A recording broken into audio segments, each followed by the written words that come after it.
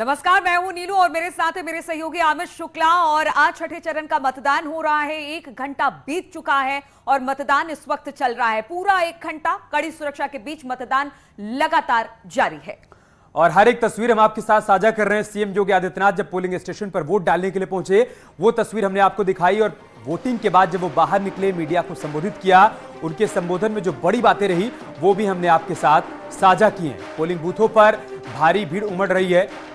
676 उम्मीदवारों की किस्मत का फैसला होना है आज। 10 जिलों की 57 सीटों पर मतदान हो रहा है और मतदान के 1 घंटे पूरे हो चुके हैं। बिल्कुल, तो 10 जिलों की 57 सीटों पर मतदान है। शाम 6 बजे तक ये वोट डाले जाएंगे। 676 उम्मीदवारों की किस्मत आज ईवीएम में कैद हो जाएगी।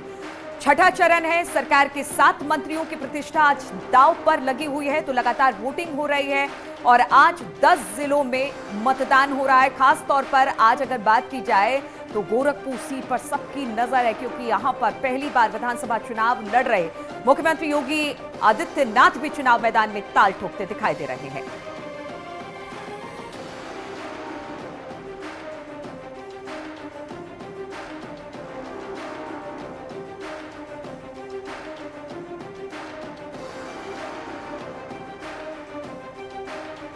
तो उत्तर प्रदेश में छठवें चरण की वोटिंग जारी है। आप भी अपने घर से निकलिए और वोट जरूर डालिए। वोटिंग सिंबल के साथ सेल्फी लीजिए और #यूपी वोटिंग फेज 6 पर ट्वीट कीजिए। साथ ही 7815929855 पर व्हाट्सएप कीजिए। हम आपकी सेल्फी टीवी पर जरूर दिखाएंगे।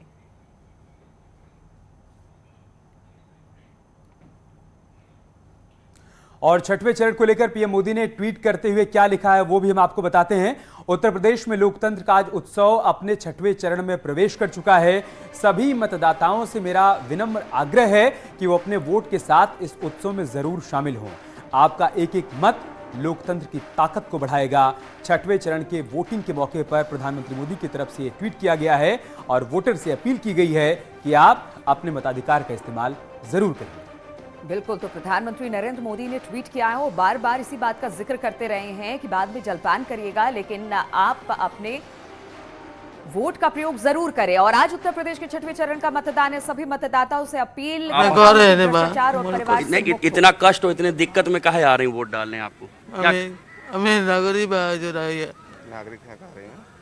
अच्छा, तो आप जो और बीमार हैं, बुजुर्ग हैं, उनसे क्या कहेंगी?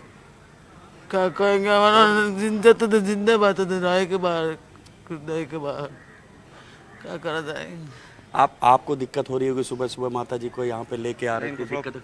इनको थोड़ा प्रॉब्लम है, इसलिए इनको पहले दिला दिया कि बाद में दिक्कत ना होगी। इनको जैसे लैट्रिन बाथरूम वगैरह में थोड़ा दिक्कत होगी, ज़्यादा देर रुक नहीं पाएंगे। उनको क्या पहले दिलवा दें हम। अब इसके बावजूद जैसे तमाम लोग वोट डालने भी नहीं आते, ऐसे लोगों से आप क्या कहना चाहेंगे? उनको कहेंगे कि भाई अपना वोट मत का अधिकार जो है वो अपना करें। वोट डालना उनका अधिकार है। आपको भी सुबह सुबह अब वोट डालने के लिए आप यहाँ पे पहुँचे हुए हैं और इस वक्त घर पे नाश्ते का समय होता है, तो क्या पहले मतदान फिर जलपान? क्या हम लोग 3 बजे उठे हैं, अपना नाश्ता पानी सारा बना लिए हैं, फैमिली को भी देख लिए हैं और ये हमारा कर्तव्य है कि अगर हम लोग मतलब जिताएंगे तो वो भी तो समाज के लिए कुछ करेंगे। तो हमारे सहयोगी ऋषभ कुशीनगर से तस्वीरें पहुंचा रहे हैं नीलू, और बहुत खूबसूरत ये तस्वीर है। न जाने कितने चुनाव में इन्होंने हिस्सेदारी ली होगी, लेकिन उम्र के इस पड़ाव पर भी लोकतंत्र के इस महापर्व में शिरकत कर रहे हैं। अमित, इस बात से भी है कि आप सुन रहे थे कि हमारा भी कुछ कर्तव्य बनता है। हम अगर अपने कर्तव्य को निभाएंगे तो एक अच्छे नेता को चुनकर लेकर आएंगे जो हमारे लिए काम करेगा। और इस उम्र में और कह सकते हैं कि शारीरिक तौर से लाचार हैं, लेकिन फिर भी अपने वोट के अधिकार को समझते हुए मतदान केंद्रों पर पहुंचकर वोट डाल रहे हैं लोग।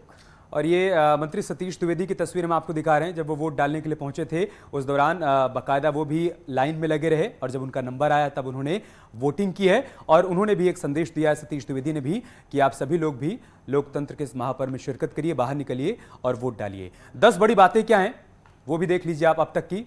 मतदान से पहले सीएम योगी ने पूजा अर्चना की है। वो तस्वीर सामने आई थी, हमने आपके साथ साझा की। गोरखनाथ मंदिर में सीएम योगी आदित्यनाथ पूजा अर्चना करते हुए नजर आए थे। मंत्री आनंद स्वरूप शुक्ला ने भी वोट डाल दिया है। तो छठे चरण का मतदान हो रहा है। सुबह से हमने देखा कि जैसे ही वोटिंग शुरू हुई है, लोग पहुंच रहे हैं। तमाम दिग्गज जो इस वक्त चुनावी मैदान में है वो भी बढ़ चढ़कर हिस्सा ले रहे हैं। मुख्यमंत्री खुद अपनी पूजा अर्चना के बाद सीधे मतदान केंद्र पर पहुंचे और वहां पर अपने मताधिकार का प्रयोग किया है। जो तस्वीरें इस वक्त हम आपको दिखा रहे हैं, जब वो पोलिंग बूथ पर पहुंचे थे और अपना मतदान किया था। ऐसे करके एक एक करके तमाम नेता और जो आम जन है वो भी पहुंचने शुरू हो गए हैं।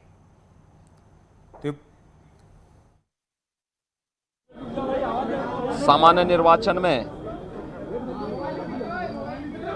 मुझे अभी अपना मतदान देने का अवसर प्राप्त हुआ है। जनता जनार्दन में अपार उत्साह है।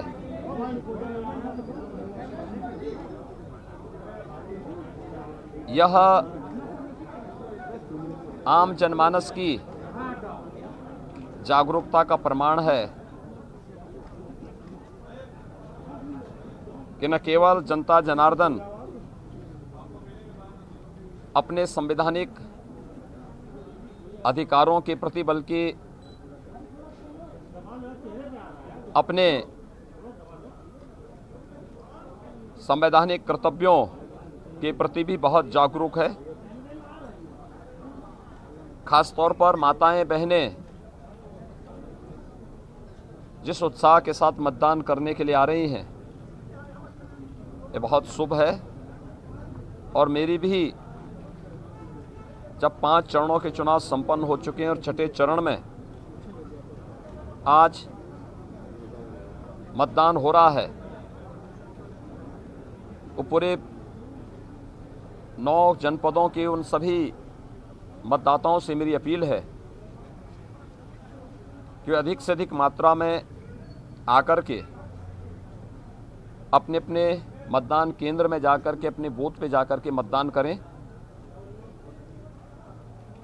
क्योंकि ये हमारा संवैधानिक दायित्व भी है। एक अच्छी सरकार के लिए, सुशासन की स्थापना के लिए, जनता की आकांक्षा के अनुरूप विकास के कार्यों को आगे बढ़ाने की दिशा से भी।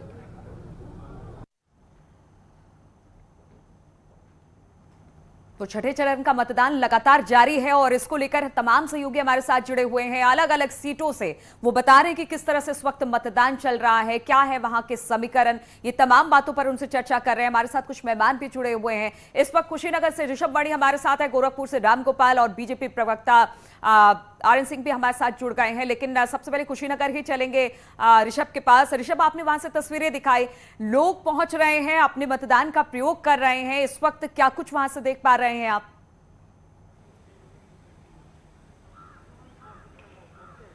नीलू, देखिए, मैंने जो देखा है, सुबह 7 बजे हम यहाँ पर पहुँचे हुए हैं और मैं जिस पोलिंग बूथ पर हूँ, यहाँ पर ये गोस्वामी तुलसीदास इंटरमीडिएट कॉलेज है। यहाँ के पडरौना है ये कुशीनगर का, आप देख सकते हैं। जागरूक यहाँ के वोटर्स हैं। सुबह 7 बजे से ही यहाँ पर वोटिंग शुरू हो गई थी। कड़ी सुरक्षा व्यवस्था के बीच यहाँ पर सेंट्रल की जो पैरामिलिट्री फोर्सेज हैं, पुलिस हैं, सब मौजूद हैं। लोग घरों से आ रहे हैं। सुबह 7 बजे से ही यहाँ पर वोटिंग का सिलसिला शुरू हो गया है और हम देख सकते हैं बीमार बुजुर्ग हर तरह के लोग आ रहे हैं। कुछ लोग हमारे साथ हैं, हम कोशिश करेंगे उनसे बात भी कर लें। सर, आप क्या माना जाए कि पहले मतदान फिर जलपान वाली थ्योरी पर चल रहे हैं? यस। उठने के बाद नहाए हैं और फिर सीधे यहीं आए। तो अब आप क्या कहना चाहेंगे? तमाम जो महिलाएं, उनके ऊपर बड़ी जिम्मेदारी होती है कि उनको घर भी देखना है, खाना नाश्ता भी बनाना है। आप सुबह यहाँ पे आ गई हैं, अब जाके बनाएंगे नाश्ता। अब पहले तो मतदान करना जरूरी है ना, उसके बाद नाश्ता अब जाके बनाएंगे, कराएंगे। तो आप क्या अपील करेंगे और महिलाओं से? यही अपील करेंगे कि सबको मतदान देना चाहिए। हाँ, पहले मतदान देना चाहिए अपना। तो जब आप वोटिंग करती हैं, क्या क्या दिमाग में सोचती हैं, कैसी सरकार आनी?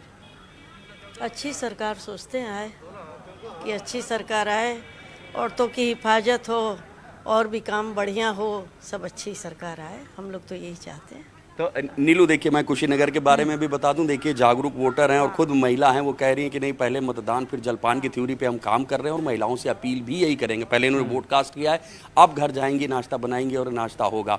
और खुद ये कह रही हैं कि हाँ, जब हम वोट करते हैं तो ये बात दिमाग में रखते हैं कि महिलाओं की सुरक्षा अहम मुद्दा है और सरकार ऐसी होनी चाहिए जो महिलाओं को सुरक्षा का एहसास दिला सके। कुशीनगर के बारे में बता दूं, 7 लोग मुद्दों पर वोट कर रहे हैं। एक बार अमित के पास चल लेते हैं। अमित, जैसा उत्साह हर वर्ग के वोटर्स में कुशीनगर में देखने को मिल रहा है, क्या ऐसा ही उत्साह आप गोरखपुर में भी देख पा रहे हैं? वहां पर भी लोग मुद्दों पर वोट डालने के लिए पहुंच रहे हैं पूरे उत्साह के साथ?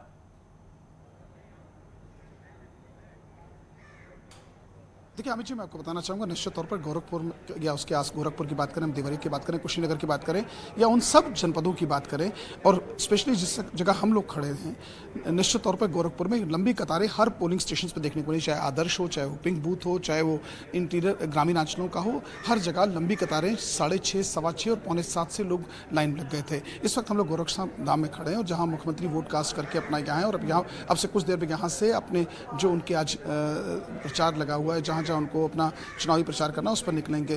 तो कहीं ना कहीं आज जहां 5th फेज का, मैं क्षमा चाहूँगा 6th फेज का प्रचार समाप्त हो गया था और उसके लिए आज वोटिंग चली, वहीं 7th फेज के लिए भी अब 2 दिन मात्र रह गए हैं, जिसमें ताबड़तोड़ रैली और सभाएं, यहाँ से वो बनारस के लिए प्रस्थान करेंगे और कुछ जो उनके साथ कुछ यहाँ 2 मंत्री हमारे क्षेत्र की भी जो समस्याएं हैं उसमें सड़क भी है, पानी भी है, लोगों के पेयजल की समस्या है, स्वास्थ्य सेवाएं भी अच्छी नहीं मुहैया हो पा रही हैं।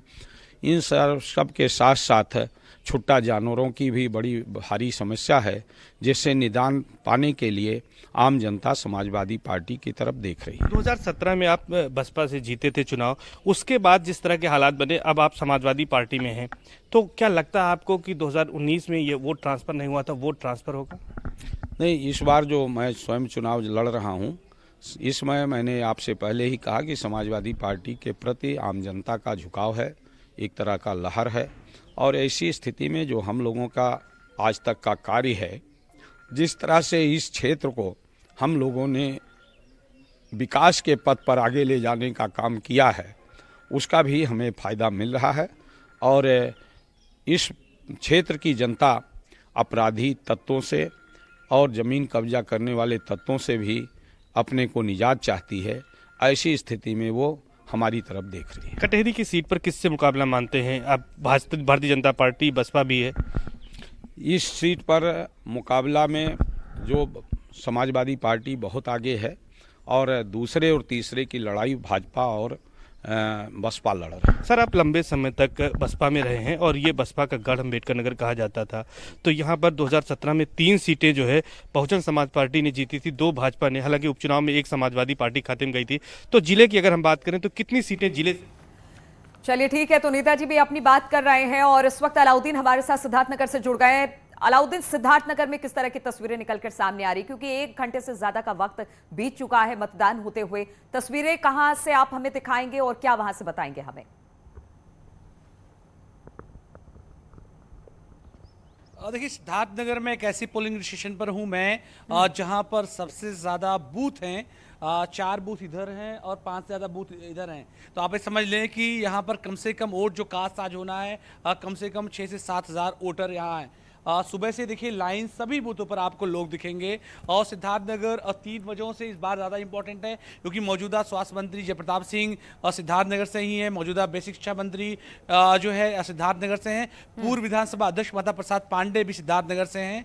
तो ऐसे में इन तमाम सिनेरियो को देखते हुए इस बार गोरखपुर के बाद ज़्यादा मंत्रियों और ज़्यादा विधायकों अगर कोई क्षेत्र है तो सिद्धार्थनगर है। और फिलहाल वोटिंग अपने शबाब पर है, अभी 8 बजे के बाद का समय है और सभी बूथों पर महिलाएं पुरुष तमाम लोग इंतजार कर रहे हैं। मेन गेट से लगातार देखें तो भारी तादाद में लोग लगातार वोट कास्ट करने के लिए भी लगातार आ रहे हैं। ये इलाका क्योंकि नेपाल से सटा हुआ इलाका है, आप मान के चल सकते हैं कि कम से कम 100 किलोमीटर से ज़्यादा की सीमा नेपाल से सटती है। तो ऐसे में कुछ इलाके यहाँ पर सेंसिटिव भी हैं, उस लिहाज से जो है सेंट्रल फोर्सेस यहाँ ज़्यादा डिप्लॉयड की गई हैं, चाहे बॉर्डर सिक्योरिटी फोर्स की बात हो या CISF की बात हो, तमाम नौजवान यहाँ पर ज़्यादा दिखाई दे रहे हैं। इसके अलावा स्टेट पुलिस का भी एक इनर घेरा यहाँ पर सिक्योरिटी के लिए अतिरिक्त रखा गया है। मैं जिस सीट पर हूँ वो थोड़ा संवेदनशील भी है, तो ऐसे में लाइव वेबकास्टिंग भी यहाँ से की जा रही है इलेक्शन कमीशन ऑफ इंडिया को, ताकि 10 सेकंड के लिए आपको इंटरप्ट कर रहे हैं अलाउद्दीन, 10 सेकंड के लिए, उसके बाद अपनी बात पूरी करिएगा।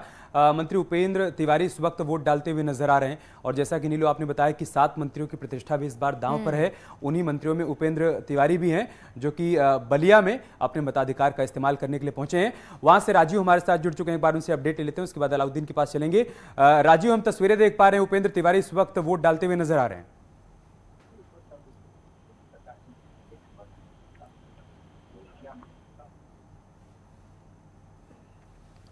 लगता है राजीव हमारे साथ नहीं जुड़ पाए, लेकिन उपेंद्र तिवारी वोट कास्ट करते हुए नजर आ रहे हैं यहाँ पर। और जहां तक बलिया की बात की जाए, लगातार इस पर भी सबकी नजर बनी हुई है और अब एक एक कर मंत्रियों की तस्वीरें इसी तरह से दिखाई देंगी, नेताओं की तस्वीरें इस तरह से दिखाई देंगी और वो तस्वीरें हम लगातार अपने दर्शकों तक पहुंचाते रहेंगे। आप देख रहे हैं अब वोट डालकर निकल रहे हैं उपेंद्र तिवारी इस वक्त मतदान केंद्र से और सिंबल दिखाते हुए कि उन्होंने अपने मताधिकार का इस्तेमाल कर दिया है। राजीव के पास चलते हैं सीधा। राजीव, उपेंद्र तिवारी आपके पास हैं, बातचीत करिए उनसे। इस वक्त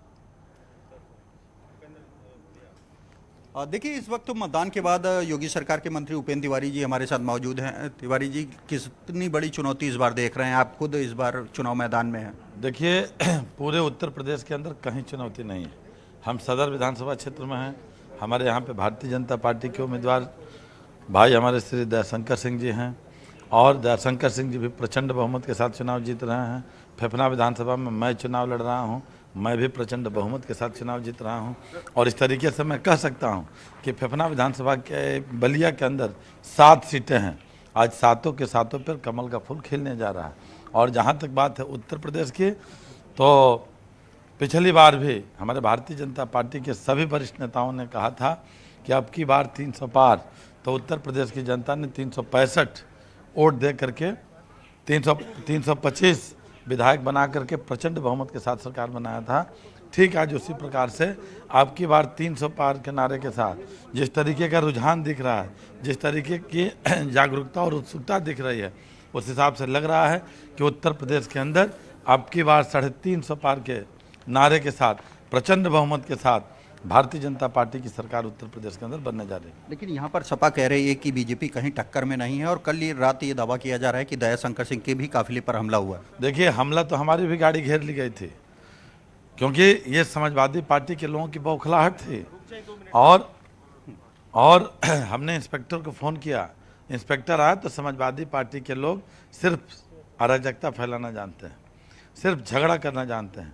आज 1 सप्ताह 10 दिनों के अंदर जिस तरीके से फेफना विधानसभा के अंदर नग्न तांडव समाजवादी पार्टी के कार्यकर्ताओं द्वारा किया गया, संत रविदास की मूर्ति तोड़ दी गई, कहीं मल्लाह बिरादरी के ऊपर हमला कर दिया गया, कहीं पासवान बिरादरी के ऊपर हमला किया गया, कहीं कुशवाहा और राजभर के ऊपर हमला किया गया, कहीं हमारे बड़े भाई के ऊपर हमला किया गया, कहीं बहुजन समाज पार्टी और भारतीय जनता पार्टी के कार्यकर्ताओं के ऊपर हमला किया गया और रात मेरी भी गाड़ी को समाजवादी पार्टी के गुंडों द्वारा घेरा गया। जनता बहुत उग्र थी, लेकिन हमने वहां के इंस्पेक्टर को फ़ोन किया और इंस्पेक्टर भाग करके आया, तब समाजवादी पार्टी के लोग हटे। तो एक तरीके से, लेकिन कुशीनगर में तो स्वामी प्रसाद मौर्य भी आप पर आरोप लगा रहे हैं कि भाजपाइयों ने हमला। देखिए, स्वामी प्रसाद मौर्य और किसी के हार रहे होंगे तो उन्होंने अपने ऊपर हमला करा लिया होगा, नहीं तो कानून को बताया होते उत्तर प्रदेश सरकार के मंत्री रहे हैं। बिल्कुल राजीव, दावे बहुत किए जा रहे हैं, लेकिन बलिया में 2017 की बात की जाए तो यहाँ 5 सीटें अमित बीजेपी के खाते में आई थी, 1 बीएसपी और 1 एसपी के खाते में आई थी और 2 मंत्री इस वक्त योगी सरकार के बलिया से चुनावी मैदान में अब जीत का दावा तो ये लगातार कर ही रहे हैं। उनको पूरा भरोसा है कि इस बार 7 सीटों पर कमल खिलेगा। एक छोटा सा ब्रेक लेंगे।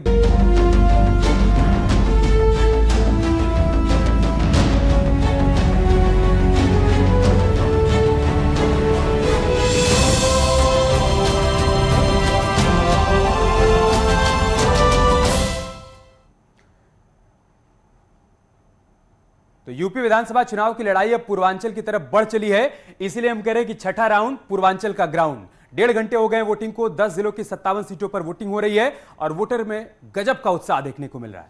बिल्कुल, तो लगातार मतदान हो रहा है, हर जगह की तस्वीर हम आपको दिखा रहे हैं, लेकिन एक तस्वीर आपको भी भेजनी है। आप जब मतदान कर ले तो एक तस्वीर जो सेल्फी होगी वो आप हमें भेज सकते हैं। छठे चरण का ये जो सेल्फी राउंड है वो हम अपने टीवी स्क्रीन पर भी दिखाएंगे। आपको बता रहे हैं #UP वोटिंग फेज 6 के साथ ट्वीट कीजिए और साथ ही 7815929855 पर हमें आप सेंड कर दीजिए इस फोटो को। आपकी इस फोटो को हम जरूर दिखाएंगे।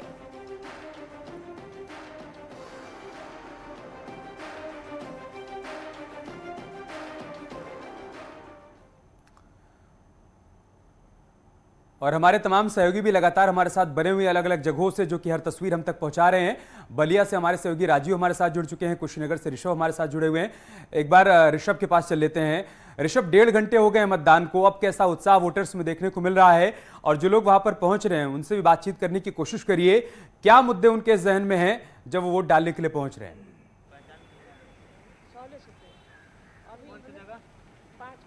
अमित, देखिए, मैं इस वक्त कुशीनगर के पडरौना इलाके में हूँ। गोस्वामी तुलसीदास इंटरमीडिएट कॉलेज है, बड़ा पोलिंग बूथ है। और एक बात यहाँ पर देखने को मुझे सुबह से ही मिल रही है कि जैसा खुद प्रधानमंत्री नरेंद्र मोदी या मुख्यमंत्री योगी आदित्यनाथ की ओर से अपील की जा रही थी कि जो महिलाएं हैं वो खासतौर से बाहर निकलें, वोट करने के लिए आएँ, तो मैं देख सकता हूँ यहाँ पर हर धर्म हर वर्ग की जो महिलाएँ वो खासतौर से वोटिंग में पार्टिसिपेट कर रही हैं।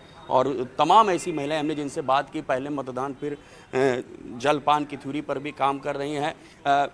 माता जी, आप लोग बताइए, इतनी सुबह सुबह आप लोग यहाँ पर पहुँचे हो, घर पे क्या चाय नाश्ता करके आए या पहले वोट ही डालें आके? कुछ बोल पाएंगी?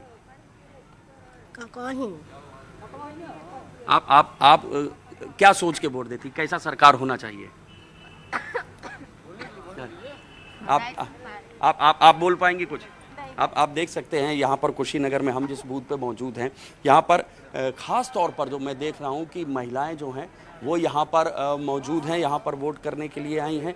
एक मुस्लिम महिला, हम कोशिश करते हैं अगर वो हमसे बात कर लें। तो आप जैसा लगातार अपील की जाती है कि महिलाएं वोट देने के लिए निकले, मैं यहाँ देख रहा हूँ कि महिलाएं आ रही हैं काफ़ी संख्या में। आप क्या कहना चाहेंगी महिलाओं से? ठीक है, हम क्या कहेंगे, अल्लाह करे, हम क्या कहेंगे? नहीं, मतलब महिलाओं से अपील करेंगी आए, ज़्यादा से ज़्यादा वोट डालें। हाँ, वोट तो पड़ते हैं, जिसका सरकार बनेगा खुशी होगा हम लोग के, और क्या है। जब आप वोट करती क्या सोचती, कैसी सरकार होनी चाहिए?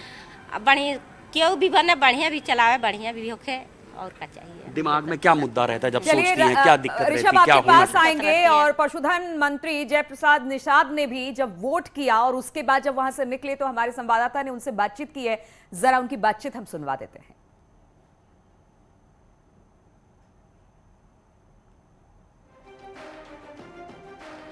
पहली प्रतिक्रिया, राष्ट्र हित में और अपने देश के निर्माण के हित में मेरा पूरे अपने विधानसभा क्षेत्र से के साथ साथ पूरे उत्तर प्रदेश के सभी मतदाताओं से, जहां अभी मतदान नहीं हुए हैं, अपील है कि वो घर से निकल करके भारी संख्या में मतदान करें, जिससे लोकतंत्र की रक्षा हो सके। अभी इतने दिनों से आप लगातार प्रचार कर रहे थे, क्या मुद्दा लेके जनता के पास आप गए थे, क्या बताए उनको? देखिए, सुशासन, भय, भूख, भ्रष्टाचार को मिटाने के लिए जो सरकार ने काम किया है, गरीब कल्याण और किसानों के उत्थान और व्यापारियों के सम्मान के लिए जो सरकार ने काम किया है, नौजवानों को उत्थान और बेटी बचाओ, बेटी पढ़ाओ, बेटी जन्माओ और महिला कल्याण के योजनाओं को लेकर के जो सरकार ने काम किया है। तो मंत्री जी का कहना है कि बीते 5 साल में हमारी सरकार ने जो कामकाज किया है उसी के आधार पर हम लोगों के बीच गए थे और उसी ग्राउंड पर हमने लोगों से वोट की अपील की थी। राजू के पास चलते हैं, बलिया से हमारे साथ जुड़े हुए हैं। राजू, कोई बड़ी खबर, बड़ा अपडेट आपके पास? देखिए, इस वक्त आपसे कुछ देर पहले योगी सरकार के मंत्री उपेंद्र तिवारी ने यहाँ पर मतदान किया है और क्योंकि ये बलिया ऐसी सीट है जहाँ पर काफ़ी दिलचस्प लड़ाई देखने को मिल रही है और कई कद्दावर मंत्री मैदान में हैं, चाहे मंत्री उपेंद्र तिवारी की बात करें या मंत्री आनंद स्वरूप शुक्ला की बात करें, जो कि पहले बलिया से मौजूदा विधायक हैं, लेकिन इस बार उन बैरिया से चुनाव लड़ रहे हैं। दूसरी ओर जो नेता प्रतिपक्ष हैं, समाजवादी पार्टी के दिग्गज नेता, वो भी यहाँ पर चुनाव मैदान में हैं। तो ऐसे में में आप देख रहे हैं कि भारी संख्या में इस मतदान केंद्र पर लोग पहुंचे हैं, जिनसे हम बात भी करेंगे। एक युवा साथी हमारे साथ मौजूद हैं। क्या लगता है कि क्या मुख्य मुद्दे होंगे जिनको लेकर आप वोट करेंगे? जी, विकास है, रोजगार का मुद्दा है और सड़कें हैं जो बलिया में नहीं है, हाईवेज हैं। तो मेरा तो मेन यही मकसद रहेगा कि और यही मुद्दे रहेंगे जिसमें मैं वोट डालूंगा। जैसा कि आपने सुना, विकास, रोजगार और ये मुद्दा रहेगा। चाचा, आपके मन में क्या मुद्दे हैं, किनको लेकर वोट करना चाहेंगे? हमारा नाम भी आप क्या करें? विकास। हाँ, विकास। जैसा कि आपने सुना कि लोगों का कहना है कि विकास मुख्य मुद्दा होगा। दादा भी हमारे साथ मौजूद हैं। क्या लगता है इस बार क्या मुद्दा रहेगा बलिया? विकास और बेरोजगारी, महंगाई मुद्दा होगा। तो जैसा आपने सुना कि जो पूरे यूपी में एक बात आ रही है कि विकास, महंगाई और बेरोजगारी एक बड़ा मुद्दा होगा। मुद्दों के साथ लोग निकल रहे हैं वोट करने के लिए, राजीव। और योगी सरकार में संसदीय कार्य मंत्री हैं आनंद स्वरूप, उन्होंने क्या कहा है, जरा उनको भी सुन लेते हैं। मैंने अभी मतदान किया है और सभी से आग्रह करूंगा कि सभी मतदान करें। उत्तर प्रदेश में भारतीय जनता पार्टी और माननीय योगी आदित्यनाथ जी की लहर चल रही है। उनके कार्यों से जनता इतनी प्रभावित है कि सबके दिल में योगी मोदी बसे हुए हैं और निश्चित रूप से मतदान में भी इसका प्रकटीकरण लोगों के द्वारा किया जा रहा है। हमारे साथ भुवन जोशी जी जुड़े हुए हैं, समाजवादी पार्टी से हैं। एसएन सिंह साहब जुड़े हुए हैं भारतीय जनता पार्टी से, और वरिष्ठ पत्रकार मनोज रघुवंशी जी भी हमारे साथ जुड़े हुए हैं। भुवन जी, जिन 57 सीटों पर वोटिंग हो रही है, 2017 में समाजवादी पार्टी के खाते में सिर्फ 2 ही सीटें आई थी, तो 2022 में ज्यादा कुछ है नहीं खोने के लिए। इसे आप चुनौती के तौर पर देख रहे हैं या अवसर के तौर पर देख रहे हैं? कि 2022 का जो चुनाव है, ये चुनाव हो रहा है भारतीय जनता पार्टी वर्सेस जनता, और जनता ने मन बना लिया है कि वो सब माननीय अखिलेश यादव जी के नेतृत्व में, चाहे वो उनका 2012 से 2017 तक का जो कार्यकाल रहा, जो विकास का मॉडल उन्होंने उत्तर प्रदेश को दिया, उस पे लोगों का विश्वास है। और लगातार 2017 से 2022 तक अगर कोई नेता उत्तर प्रदेश में दिखाई दिए विपक्ष की भूमिका को अदा करते हुए, और चाहे वो सड़क हो चाहे वो सदन हो, तो माननीय अखिलेश यादव जी थे। तो हमारे पे एक ऐसी डायनामिक लीडरशिप है जिसके नेतृत्व में लगातार उत्तर प्रदेश के विकास पुरुष के रूप में माननीय अखिलेश यादव जी को लोग आतुर हैं कि उनको विकास मॉडल को 2017 में जनता ने नकार दिया था ना जोशी जी? देखिए, राजनीति में हमेशा कुछ ना कुछ फेलियर होता है, लेकिन उस फेलियर से भी हम कुछ सीखते हैं। कोई ना कोई विषय रहे थे, उस पर पार्टी ने चिंतन करा है, मनन करा और आगे बढ़ने का काम करा है। और लगातार विपक्ष की भूमिका में आप देखेंगे, सड़क से सदन तक अगर कोई पार्टी दिखाई दी तो समाजवादी पार्टी दिखाई दी, और माननीय अखिलेश यादव जी के नेतृत्व। चलिए ठीक है, इस दावे में कितना दम होगा वो तो 10 मार्च को पता चल जाएगा। हमारे साथ एसएन सिंह साहब भी जुड़े हुए हैं। सिंह साहब, अगर ये छठे चरण की बात की जाए तो जबरदस्त तरीके से इन सीटों पर बीजेपी का कब्जा रहा था। तो जिस तरह से समाजवादी पार्टी के लिए बहुत कुछ खोने को नहीं है, यहां से ज्यादा लिया ही जा सकता है, लेकिन आपके लिए कितनी बड़ी चुनौती है कि उन सारे सीटों को संभाल कर रखा जाए? ये मोदी जी और योगी जी के नेतृत्व में 5 साल जो डबल इंजन की सरकार चली, गांव, गरीब, किसान, महिला सुरक्षा के लिए जो सरकार चली, आज उससे उत्साहित और प्रसन्न होकर पुनः एक बार उत्तर प्रदेश की जनता भारतीय जनता पार्टी की पूर्ण बहुमत की सरकार बनाने जा रही है। जिस तरह से भारतीय जनता पार्टी की सरकार ने गुंडा राज, माफिया राज को समाप्त करके प्रदेश में जो एक सुरक्षा व्यवस्था को कायम किया है, उससे भी लोग प्रसन्न हैं। और देखिए, इस बार का जो चुनाव है इस तरह का, उसमें राम भक्तों पर गोली चलाने वाले लोग और राम भक्तों के बीच में हो रहा है। जो काशी कॉरिडोर का अपमान करते हैं, जो प्रधानमंत्री का अपमान करते हैं, उनके बीच में, और जो काशी कॉरिडोर बना रहे हैं उनके बीच में होने जा रहा है। मुझे लग रहा है प्रदेश की जनता विकास को वोट कर रही है, भारतीय जनता पार्टी को वोट कर रही है। ऐसे लोग जो तो फिर विकास की बात करें ना एसएन सिंह साहब, फिर काय राम मंदिर पे और राम पर चले जाते हैं। मनोज जी के पास चलते हैं एक बार। मनोज जी, जब एसएन सिंह साहब बोल रहे थे, आप कुछ पन्ने पलट रहे थे, तो बीते 5 साल का लेखा जोखा जो आपने तैयार किया है, क्या कहना चाहते हैं? उन पन्नों में क्या है? मैं ये लिख रहा था कि जो 2 अलग अलग तरह की बाइट्स आ रही हैं कि विकास और रोजगार। अब जो विकास और रोजगार है, ये इससे नहीं पता लगता कि वो किसके फेवर में बोल रहे हैं। मतलब वो योगी के फेवर में भी हो सकता है, वो अखिलेश के फेवर में भी हो सकता है। कुछ लोग बोल रहे हैं विकास, बेरोजगारी और महंगाई। इसका मतलब साफ साफ है कि वो बीजेपी के खिलाफ बोल रहे हैं। जो भुवन जोशी जी ने कहा कि जनता वर्सेस सत्ता, देखिए, जिस हद तक कोई भी इलेक्शन एंटी इनकम्बेंसी का इलेक्शन होगा, तो उस हद तक तो जनता वर्सेस सत्ता होता ही होता है। लेकिन मनोज सर, आप ये मानते तो हैं कि छठे चरण तक मुद्दे हमने कहीं देखे, लेकिन विकास और कानून व्यवस्था का मुद्दा छठवें चरण तक अब भी बना हुआ है। जी जी जी, नहीं देखिए, विकास एक असल में तो थोड़ा सेफ वर्ड है। एक ये है कि आपने किसी से सवाल पूछा, अब या तो वो ऐसा करें, बेरुखी दिखाएं कि वो आपका जवाब ही ना दें, और एक ये है कि वो बड़ा सेफ वर्ड बोल के आगे चले जाएं। विकास, तो विकास वो वर्ड है जिसमें कि आप अपने मन की बात बताते भी नहीं हैं, ठीक है, और एक फॉर्मेलिटी भी अदा कर देते हैं। ठीक है सर, उत्तर प्रदेश के एक दिन के मुख्यमंत्री रहे जगदम्बिका पाल ने भी अपना वोट डाल दिया है, और वोट डालने के बाद उन्होंने क्या कहा है वो भी सुन लेते हैं। आज लोकतंत्र का सबसे बड़ा दिन है, जब आदमी सबसे अपील है कि अपना मतदान करे, और ये मतदान से एक मजबूत सरकार बनती है, और वो मजबूत सरकार प्रदेश के कल्याण के लिए, जनता के लिए, उनकी बेहतरी के लिए, सुशासन के लिए निश्चित तौर से अच्छा कार्य करती है। और खुशी है कि जिस तरह से यहाँ पे लोग मतदान कर रहे हैं, कितनी मतलब उत्साह और उमंग के साथ हमारी माताएं बहनें भी हैं और भाई पुरुष हैं, और लंबी लंबी लाइनें हैं। ये इस बात का द्योतक है कि विश्व में भारत का लोकतंत्र मजबूत हो रहा है, और यहाँ लोगों की लोकतंत्र के प्रति आस्था है, और अपने वोट का महत्व भी है। और जिस तरह से योगी आदित्यनाथ जी ने कहा था या हम लोगों ने कि पहले मतदान फिर जलपान, तो मुझे लगता है कि लोग बिना जलपान के पहले मतदान करने आए। चलिए, तो यहां पर वक्त तो चला एक छोटे से ब्रेक का, लेकिन ये तस्वीरें आपको जिस तरह से बता रहे हैं, छठे चरण का मतदान हो रहा है, और सुबह सुबह हमने तस्वीरें देखी कि किस तरह से आज मुख्यमंत्री योगी आदित्यनाथ ने अपने वोटिंग करने से पहले गोरक्षनाथ पीठ पहुंचे, वहां पर पूजा अर्चना की, और जब वोटिंग करके वो बाहर निकले हैं तो अपने सिंबल के साथ उन्होंने अपनी बात भी यहां पर की। तस्वीरें हम आपको दिखा रहे हैं जब वो पहुंचे थे मतदान करने के लिए। और जब वो वोटिंग के बाद बाहर निकले, आप देखिए विक्ट्री साइन भी दिखा रहे हैं, एक तरफ वो सिंबल भी दिखा रहे थे कि देखिए मैंने मताधिकार का इस्तेमाल कर दिया है, आप लोग भी करिए, और साथ ही साथ विक्ट्री साइन भी दिखा रहे थे इस भरोसे के साथ कि 2022 में 2017 वाला प्रदर्शन बीजेपी दोहराने वाली है। बिल्कुल, और जिस तरह से हम बता रहे थे कि जब मतदान करने पहुंचे उससे पहले उन्होंने पूजा पाठ किया। हालांकि वो रोज सुबह उठकर इसी तरह से पूजा पाठ करते हैं, लेकिन आज इस पूजा का महत्व और ज्यादा अमित बढ़ जाता है, क्योंकि यहां से आज जब वो मतदान के लिए निकले तो एक जीत का आशीर्वाद भी भगवान से उन्होंने मांगा होगा जरूर आज पूजा पाठ करने के दौरान। इसमें कोई दो राय नहीं है। और वो जब भी गोरखपुर में होते हैं तो उनकी दिनचर्या ऐसी होती है, सुबह सुबह उठकर पूजा अर्चना करना, गौशाला में जाना, गायों को चारा खिलाना, अपने गुरु को नमन करना, और आज बड़ा दिन है उनके लिए।